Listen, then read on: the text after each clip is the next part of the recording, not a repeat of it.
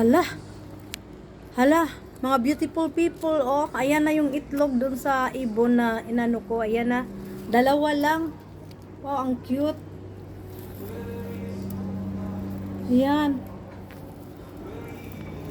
Katapos lang ng ano, tapos lang niya mangitlog yung ibon ba, yung sinisend ko, yung kinunan ko ng video na may oh, ano pala. So cute. Babalikan pa niya to.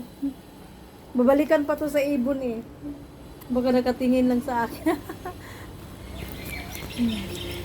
Babalikan niya yan tapos ano na yan ng ano, bird na maliit, di ba? Ganon naman, di ba? Ayan, no. Nung nakarang linggo nakita ko siya dito eh, yung ibon. Hindi talaga siya umaalis. Tapos kanina pagdating ko, andito pa siya. Tapos yung mga 5 minutes yata, lumipad. Baka nagugutom siya, yan. Diba? Ayan, oh, ang cute ng ano. Kawawa naman. Ang liit lang ng ano, yung niece niya. Magawa siya ng maliit na bahay. Ang ano lang, kunti lang ang ginagawa niya, oh. Naku, grabe, maano talaga sila, no? May wisdom talaga yung mga ibon din. Paano sila gumawa ng bahay, ayan, para hindi mahulog yung itlog nila.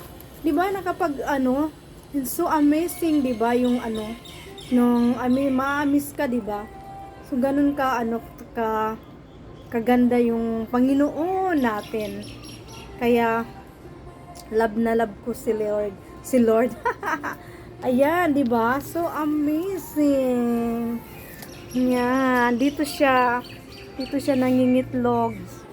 Siguro babalik pa yun siya, yan, 'di ba?